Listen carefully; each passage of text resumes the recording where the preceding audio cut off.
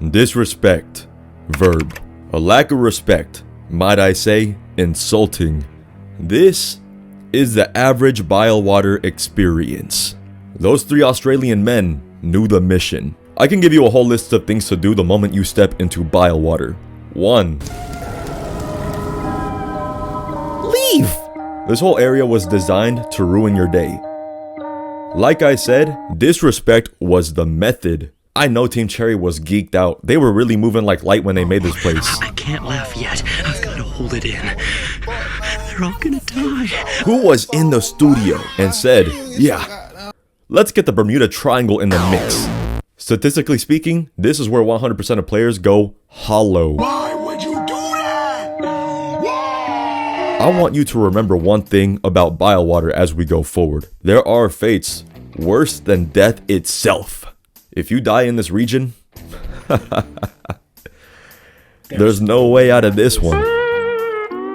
You're done. But there are genuine levels to this. There is no Bilewater, no Bilehaven, or even Sinner's Road without Greymoor. You already know how I feel about that area, man. We just call it O-Block.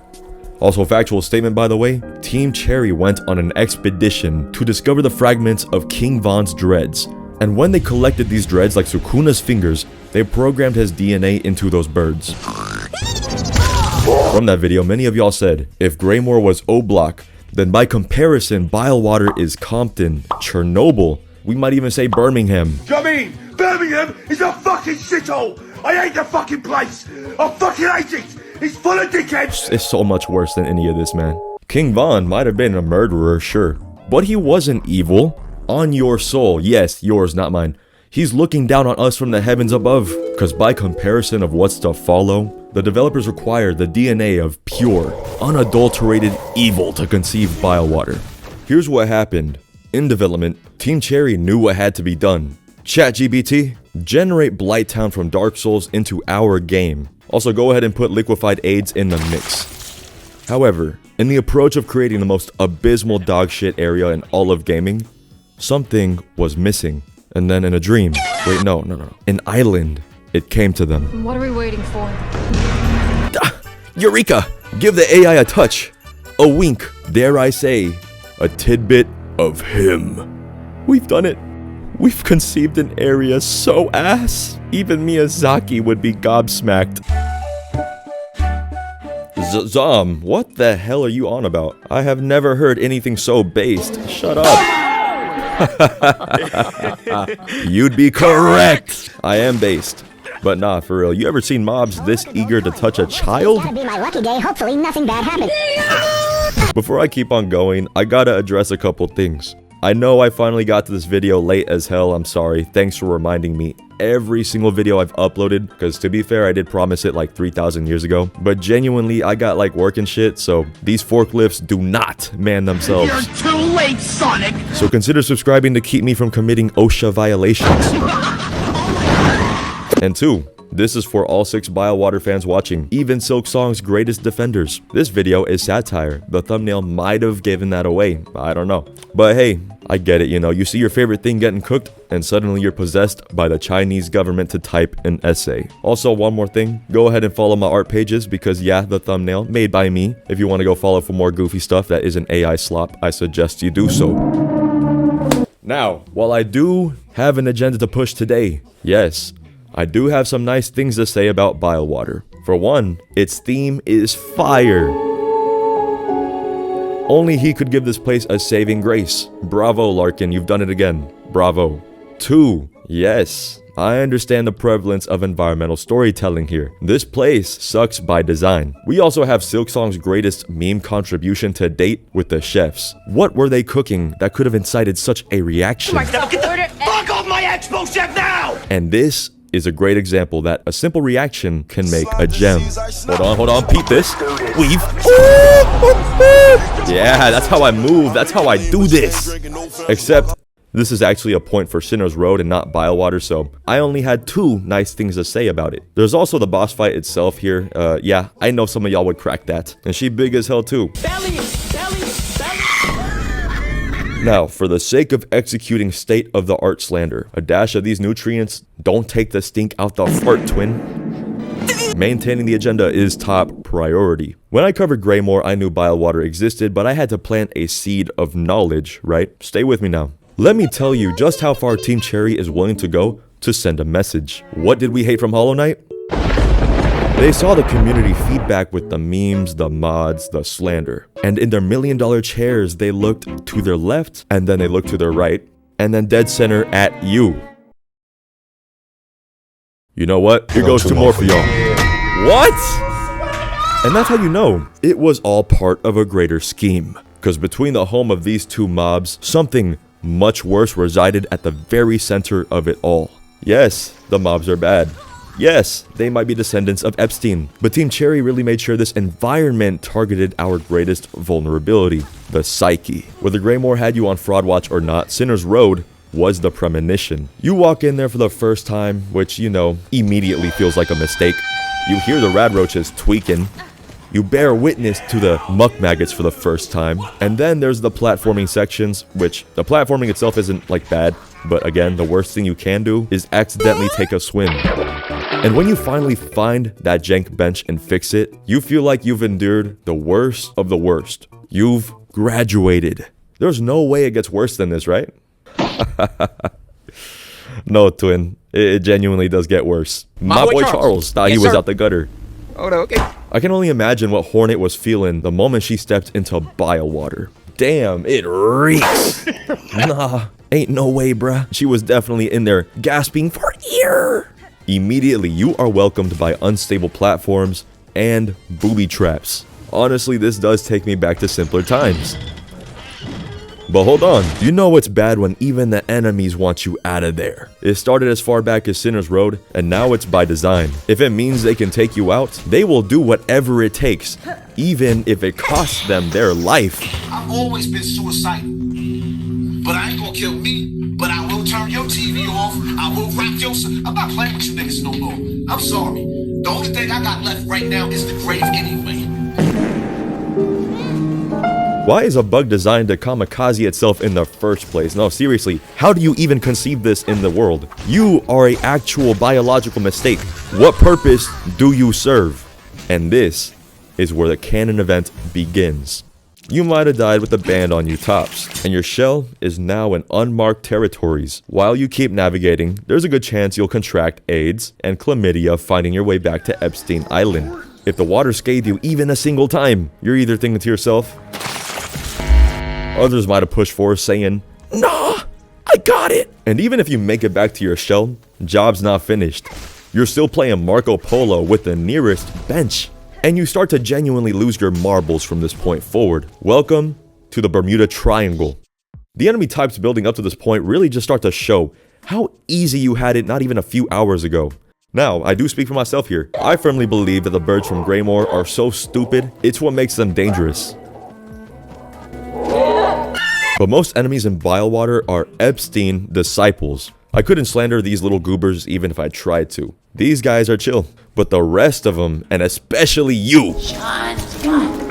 Look at all of this effort to touch a child weaver, by the way. I know what you are. You're one of those. You a pedophile. Nothing is worse than trying to navigate through Bilewater and hearing this. Like at some point in between finding the bench or dying, you gotta stop and wonder, think to yourself real quick. What does the struggle in this area even provide? What lesson is there to be learned? What reward system is at play here? Matter of fact, let me slander Groal right now. And I gotta make it known, I've never struggled with Groal, but I do speak on behalf of the Hollow Silkers before me. Every other boss in the game up to this point had some type of learning curve that felt engaging. Forced me to adapt, take the training wheels off. I don't care if you beat the brakes off of me or kill me in more ways than Kenny from South Park. Just do me a favor, make it engaging. Exhibit A, B, and C. They offer a challenge. They offer a lesson. They got innovation. The challenge itself doesn't have to derive from the boss because it could either be like integral to the arena's design and how the boss or player interacts with it. You could even extend this out to runbacks. The last judge runback I will defend with my life. We all know it's slander to hell, but guess what? Because if you hate it for what it is now, they really could have done you one better, bro. Do you know how in character it would be for Team Cherry to add a gauntlet to this? Yeah, that's right. 1 trillion drill bugs with a side of boss fights. Man, I'm dead. That would be buns. Imagine having to do that every time for a genuinely well-designed boss fight. Tom, if you're complaining that you couldn't beat the boss in one try, just say so. That's not what I'm saying. There's no run back or gauntlet fatigue if you just get good. Man, shut that shit up. Listen, I could fight bosses I enjoy for hours even if I'm struggling. Gauntlets take that time away from me. Sorry, I had to get that off my chest. Anyways, all of that considered what I just mentioned, let's take a good look at everything going into that with Groal. What exactly does any of this teach the player? Pain, agony, disrespect. I could talk about how bad the runback is and we'd be here all day if I did. Yes, we know about the secret bench. It's still going to take you more than a minute with an entire gauntlet to follow. And if you didn't know about it and really committed to the Bermuda Triangle runback, honestly bro, respect. And unlike the last judge runback, there is a good chance you are going to get chipped from either location. All of this effort to touch a child, by the way. What is wrong with you? They are the epitome of Bilewater's bullshit. No, seriously, they are the truest Epstein movers present. No telegraph, no nothing, bro. You just have to watch out for it.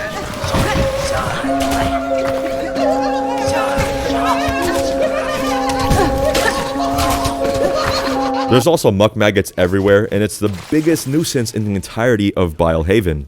This is what the Wreath of Purity would be useful for, but if you did a blind playthrough, you might have found it after beating Groal, after clearing Bilewater. Why? Because Team Cherry said, let's make sure this item is inaccessible from Bilewater itself. Also behind one of the sneakiest ceiling hatches. I'm hating, but I won't even lie, bro, it's actually so clever. Now, Groal alone is a pretty okay boss fight. Most of the fight, he just tries to cannibalize you. Surprise, surprise. Speaking of, you know who else was on that type of timing? It's not even a coincidence anymore. What were y'all cooking? You're weird. Everything in Bilehaven is straight hell. It is the island. You get the point. There is no takeaway other than pure disrespect. But in light of recent events, there is something Bilewater is better at in all regards. I could even reach and say it's got more integrity than this. I just want to kiss my fish, drive my truck, drink my beer. What's a slander video without a stray? Come on, man. That's too easy. I mean, shit, by comparison of reception, even Bilewater's looking like the place to be. Hey, Groal, dance if you got more sauce than Kid Rock. Okay, so I gotta zero back in on the part where you slowly start to lose your sanity in Bilewater. Man, especially if you came here without double jump, because like in the Bermuda Triangle, it gets serious. Obviously, if you're feeling ill-prepared, repping all 5 masks and a base level crest, leave. Explore the rest of the game, have fun, find a blick. Wait. If Hornet had a gun, I promise you I am airing him out.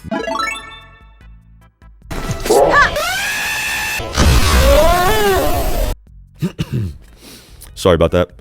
You either traverse through it just fine without completely losing contact with the physical plane of existence we reside in, or it becomes your imprisonment. The pain, it consumes you. It becomes second nature. Everything in the triangle and outside of it is about unconventional warfare tactics. Why are there traps up here? Why do these fishes want to suck me off?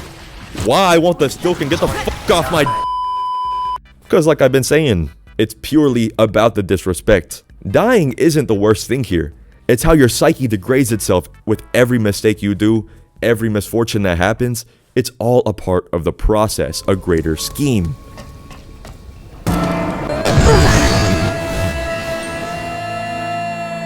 And this is where it came to me in a memory. This is nothing new. I've played these games before.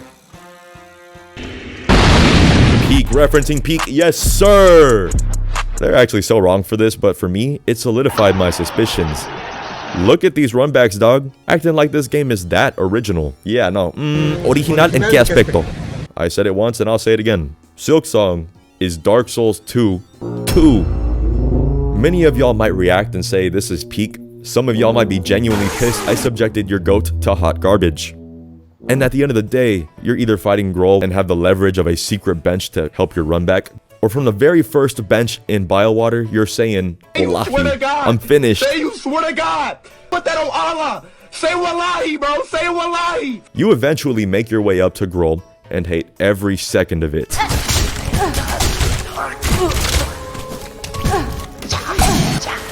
Do it again. See what happens. Hey, yo, he's here to meet a child weaver. Yeah, that's right. You touch little boys and girls, don't you? I heard that you a pedophile. You touch little boys and girls. Even in Groal's arena, the Stilkin twins move like Prime Shaq and Kobe. They genuinely cannot get enough of you. After various waves of trash versus garbage enemies, the main attraction finally presents itself. You may or may not choke so hard that Groal genuinely clips your shit. But once you get around to beating him, you sit there and you just think to yourself, it's over. It's done. You've defeated Silksong's Epstein Island. It might have taken your will to live in the process. It might have already been successful for some. But it's not quite over yet, is it? The DLC is named Sea of Sorrow. If there's anything I've learned about Team Cherry during my experiences playing Silksong, it's that this is nothing metaphorical. They mean it, bro. Sea of Sorrow. Sea. Sorrow. Sea. Sea water. Water. Bile. Bile water. Sea of bile water? Or maybe something worse. Like we're straight up going to be put in a Subnautica type world, and Jane Silksong has to endure the greatest lock-in ever. Get ready to silk your songs when that drops, man. I'll catch you on the next flick.